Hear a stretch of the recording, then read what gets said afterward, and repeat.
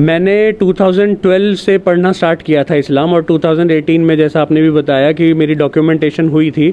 मुझे इस्लाम की खूबियों ने ही इस्लाम से अट्रैक्ट किया, ना किसी मुस्लिम ने, ना किसी लालच ने, ना किसी ज़ोर ज़बरदस्ती ने। मैंने 2018 में अपनी मर्ज़ी से डॉक्यूमेंटेशन कराया था। मैं चूँकि खुद एक रिवर्ट हूँ, जितना भी ये मीडिया में प्रोपेगेंडा चल रहा है कि लोगों का ज़बरन इस्लाम या धर्म परिवर्तन किया गया है या फिर उनको लालच दिया गया है किसी भी तरीके का, ये ना मीडिया बता सकती है, ना ही एटीएस बता सकती है विदाउट एनी इंक्वायरी। इस बीच उमर साहब ने ही मुझे रोके रखा था। क्यों? क्योंकि मेरे दिल में खुद भी कुछ सवालात थे। तो उमर साहब ने बोला था कि इस्लाम में किसी तरीके की जल्दबाजी नहीं होती। मुझे किसी ने बताया था कि डॉक्यूमेंटेशन कराना बहुत ज़रूरी है, वरना लोग आपको किस नज़र से देखेंगे आपको भी नहीं समझ आएगा। तो इसलिए आप डॉक्यूमेंटेशन करा लीजिए। और लीगल काम एक इस्लामिक दावत सेंटर नाम का इदारा है, वहाँ से होता है। उसके बाद नेशनल न्यूज़पेपर में ऐड होती है, फिर गैजेट ऑफ इंडिया का नोटिफिकेशन होती है, जहाँ पे खुद इंडिविजुअल को खुद ही जाना पड़ता है 2 विटनेस के साथ। अपने जो नोटरी का रजिस्टर होता है उसमें अपना थंब इम्प्रेशन देते हैं, साइन करते हैं, फ़ोटोग्राफ होती है हमारी। उसके बाद मैजिस्ट्रेट से अटेस्ट होता है। मैजिस्ट्रेट भी हमसे ये पूछ सकता है कि क्या आपके ऊपर किसी ने ज़ोर ज़बरदस्ती तो नहीं की है। वो फिर मैजिस्ट्रेट अटेस्ट करते हैं। तो उसके बाद इस्लामिक कन्वर्जन सर्टिफिकेट मिलता है, उस पर भी हमारे अंगूठे के और हमारे सिग्नेचर होते हैं। फैमिली को ये ज़्यादा देखना चाहिए कि मेरे बेटे में क्या बदलाव आए हैं। इस चीज़ से आप पता चलेगा कि जो जिस नए रास्ते पर वो निकला है उसका क्या ज़्यादा असर रहा है। तो हम एक अच्छी औलाद की तरह हम बने हैं या नहीं, ये देखना चाहिए। बल्कि फैमिली इस तरीके से क्यों देख रही हैं आज ये कि इसने इस्लाम कबूल कर लिया। अगर इस्लाम किसी की बुराइयां छुड़ा रहा है तो इसमें उनको क्या प्रॉब्लम हो सकती है। उमर गौतम वाला मामला जिस तरह से चर्चा में आया है और उसके बाद मीडिया जिस तरह से इस पूरे मामले को लेकर तरह तरह की बातें कर रही है और भ्रम फैलाने की कोशिश की जा रही है। जाहिर सी बात है, उत्तर प्रदेश में इलेक्शन है और इसको एक इलेक्शन का मुद्दा बना करके ध्रुवीकरण करने की कोशिश की जा रही है। मीडिया में अभी तक 1000 लोगों में से जिसका दावा पुलिस ने किया है, एटीएस ने किया है, उनमें से एक भी व्यक्ति ऐसा सामने नहीं आया है जिसने ये कहा हो कि मेरे डॉक्यूमेंटेशन में कोई किसी तरह का मुझे लालच दिया गया या मुझे कन्वर्ट कराने के लिए किसी तरह का कोई लालच दिया गया, पैसे देने की बात कही गई। ऐसी एक भी चीज़ अभी तक सामने नहीं आई है। ऐसे ही हमारे साथ एक शख्स मौजूद है, मोहम्मद सुफियान, जो पहले सौरभ शर्मा थे और इस्लाम लाने के बाद मोहम्मद सुफियान हो गए हैं। 2018 में इनका भी डॉक्यूमेंटेशन का काम उमर गौतम साहब के ज़रिए, उनकी तंजीम के ज़रिए किया गया था। हम उनसे बात करेंगे। क्या कहना चाहेंगे इस पूरे इल्ज़ाम के ऊपर? सबसे पहले क्या कहना चाहेंगे? मैं इतना ही कहूँगा कि मैं चूँकि खुद एक रिवर्ट हूँ, जितना भी ये मीडिया में प्रोपेगेंडा चल रहा है कि लोगों का ज़बरन इस्लाम या धर्म परिवर्तन किया गया है या फिर उनको लालच दिया गया है किसी भी तरीके का, ये ना मीडिया बता सकती है, ना ही एटीएस बता सकती है विदाउट एनी इंक्वायरी, और ना ही कोई और बता सकता है। ये सबसे बेहतर वही बता सकता है जिसके साथ ये मामला हुआ है, जिसकी डॉक्यूमेंटेशन आईडीसी में हुई है, यानी कि मेरे जैसे लोग। मैंने 2018 में अपनी मर्ज़ी से डॉक्यूमेंटेशन कराया था। मैं जानता तो उमर गौतम साहब को 2013 से हूँ, लेकिन मैंने 2018 में अपना डॉक्यूमेंटेशन कराया और इस बीच उमर साहब ने ही मुझे रोके रखा था।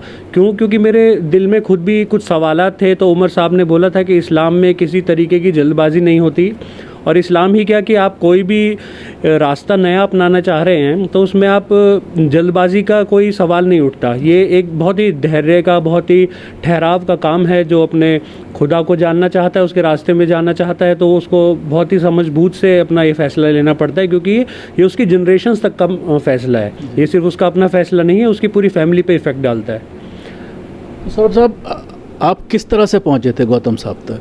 किसने बताया था? क्या किसी के रेफरेंस आए थे या कहीं आपने इनके बारे में सुना? जी, मैं दरअसल जब हमारा ये सोशल गैदरिंग्स होती हैं, जैसे हम नमाज़ पढ़ने मस्जिद में गए हैं या फिर कभी, अब चूँकि कोई भी शख्स किसी भी रिलीजन में आता है तो उस रिलीजन को जो पहले से फॉलो कर रहा है उसको लोग मिलते हैं, जब वो जैसे कि कोई हिंदुज़म में जाएगा तो मंदिर में उसका जाना होगा तो वहाँ लोग उसको मिलेंगे, गुरुद्वारे में अगर कोई सिख बन के जाएगा तो उसको मिलेंगे वहाँ। इसी तरीके से मुझे मस्जिद में लोग मिला करते थे। तो जब मेरे डॉक्यूमेंटेशन की बात उठी कि आपने डॉक्यूमेंटेशन कराया है या नहीं, तो मैं कराना चाहता था, इसलिए तो किसी ने मुझे रेफरेंस दिया था। अब शुरू में तो मेरे इतने कॉन्टैक्ट नहीं थे जो मुझे अब याद रहे, लेकिन मुझे किसी ने बताया था कि डॉक्यूमेंटेशन कराना बहुत ज़रूरी है, वरना लोग आपको किस नज़र से देखेंगे आपको भी नहीं समझ आएगा। तो इसलिए आप डॉक्यूमेंटेशन करा लीजिए। और लीगल काम एक इस्लामिक दावा सेंटर नाम का इदारा है, वहाँ से होता है, तो मैं इसीलिए आया था। तो उसके लिए क्या क्या प्रक्रिया करनी पड़ी थी आपको? क्या किसी मजिस्ट्रेट के सामने भी पेश होना पड़ता है? क्या किस तरह के डॉक्यूमेंट्स तैयार होते हैं? और यहाँ आने के बाद जब आप इस्लामिक दावा सेंटर पहुँचे थे तो आपसे किस तरह के डॉक्यूमेंट्स लिए गए थे? किन चीज़ों पर साइन कराए गए? ये बहुत ही इम्पॉर्टेंट क्वेश्चन है। दरअसल जो लीगल प्रोसीजर हम फॉलो करते हैं वो अपने आप में ही इस बात का बहुत बड़ा सबूत है कि ये सारा काम लीगल होता है और बिना किसी की ज़ोर ज़बरदस्ती के होता है। सबसे पहला प्रोसीजर, जो पूरे प्रोसीजर में जो सबसे पहला स्टेप होता है वो एफिडेविट का है, नोटरी से बनता है। उसमें बाकायदा हम अपने जो नोटरी का रजिस्टर होता है उसमें अपना थंब इम्प्रेशन देते हैं, साइन करते हैं, फ़ोटोग्राफ होती है हमारी। उसके बाद मैजिस्ट्रेट से अटेस्ट होता है। मैजिस्ट्रेट भी हमसे ये पूछ सकता है कि क्या आपके ऊपर किसी ने ज़ोर ज़बरदस्ती तो नहीं की है।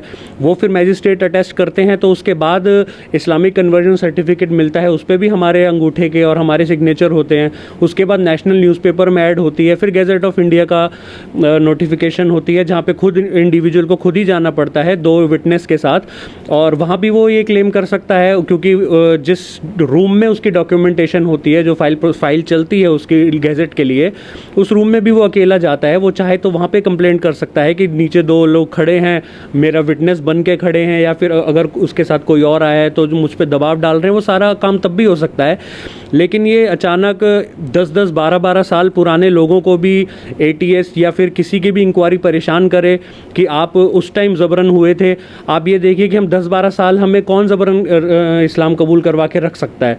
ज़बरदस्ती कोई भी रिलीजन सिर्फ तभी तक के लिए सारा प्रोसीजर आपका भी हुआ था पूरा? जी, ये पूरा प्रोसीजर मेरा हुआ था और हर रिवर्ट का ये ही प्रोसीजर होता है। इसके अलावा कोई प्रोसीजर गवर्नमेंट का ही नहीं है।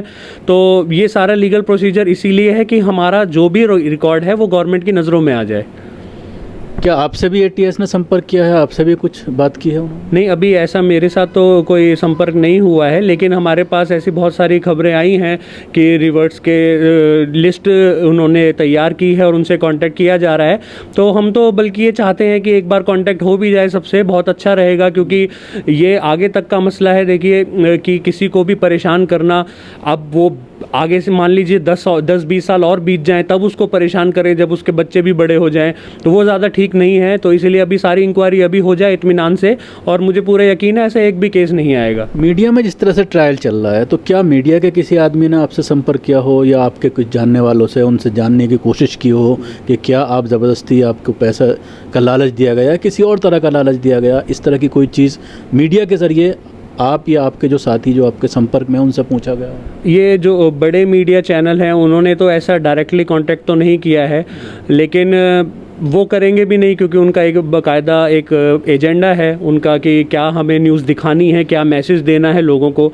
लेकिन कुछ जो private media, social media channels हैं, उन्होंने बहुत अच्छा कवरेज लिया है, टू बी मतलब फेयर होके उन्होंने कवरेज दिया है। जैसे आपका चैनल है, ये बहुत सारे चैनल्स हैं, और हमें ये उम्मीद है कि चाहे छोटे प्लेटफॉर्म के ज़रिए ही सही, लेकिन हमारी आवाज़ ज़्यादा लोगों तक पहुंच रही है। और हमें उम्मीद है कि जितना झूठ मीडिया बड़े मीडिया हाउसेस में फैल रहा है, ये छोटे मीडिया हाउसेस भी उसको कवर करने के लिए पूरी मेहनत अच्छी तरीके से करेंगे। कब आपने इस्लाम कबूल किया और कौन सी ऐसी चीज़ थी इस्लाम की जिसने आपको अट्रैक्ट किया? मैंने 2012 से पढ़ना स्टार्ट किया था इस्लाम, और 2018 में जैसा आपने भी बताया कि मेरी डॉक्यूमेंटेशन हुई थी। मुझे इस्लाम की खूबियों ने ही इस्लाम से अट्रैक्ट किया, ना किसी मुस्लिम ने, ना किसी लालच ने, ना किसी ज़ोर ज़बरदस्ती ने।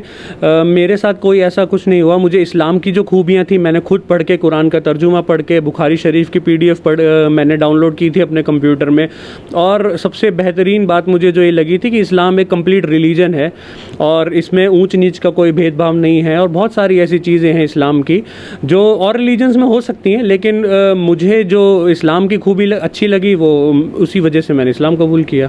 फिर फैमिली का किसी तरह का प्रेशर आया, किस तरह के हालात हुए, क्या आप फैमिली के साथ हैं, कैसे रहते क्या? फैमिली का प्रेशर, देखिए फैमिली को कभी भी, किसी भी की भी फैमिली होगी, उसको अच्छा नहीं लगेगा कि ये हमारा जो एंसेस्ट्रल जो सिलसिला चलता आ रहा है उसको छोड़ के कोई नए रास्ते पर चला जाए।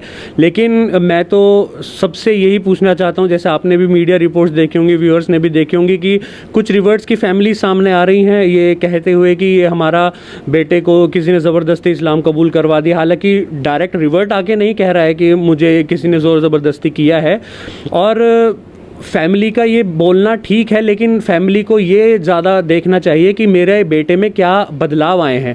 इस चीज़ से आप पता चलेगा कि जो जिस नए रास्ते पर वो निकला है उसका क्या ज़्यादा असर रहा है। तो हम एक अच्छी औलाद की तरह हम बने हैं या नहीं ये देखना चाहिए, बल्कि फैमिली इस तरीके से क्यों देख रही हैं आज ये कि इसने इस्लाम कबूल कर लिया। अगर इस्लाम किसी की बुराइयां छुड़ा रहा है तो इसमें उनको क्या प्रॉब्लम हो सकती है। तो आपकी फैमिली के ऊपर से कोई दबाव, किस तरह का दबाव आया, परेशानी क्या, किस तरह के हालात? नहीं, मेरी फैमिली की तरफ से कोई परेशानी नहीं आई थी, लेकिन फिर जैसे कुछ बैड एलिमेंट्स होते हैं सोसाइटी में, उनके बरगलाने पर बीच बीच में कभी गुस्सा आ जाता था मेरे फैमिली को।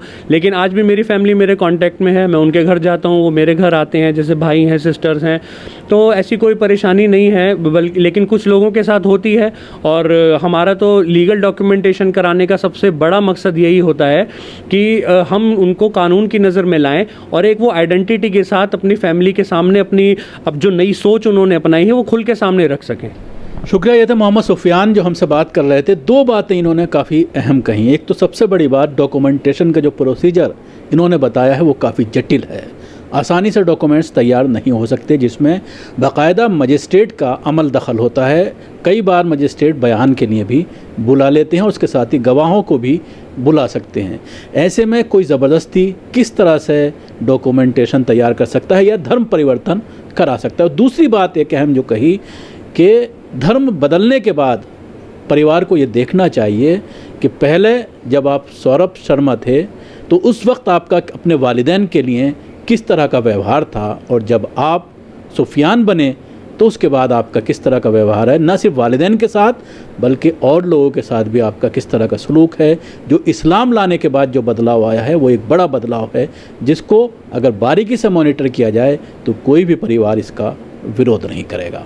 दिल्ली से कैमरा पर्सन फैजी के साथ न्यूज़ मैक्स के लिए शकील अहमद। सभी अहम खबरों के लिए न्यूज़ MX को सब्सक्राइब करें, साथ ही बेल आइकॉन को जरूर दबाएं। लाइक, शेयर, कमेंट करना ना भूलें।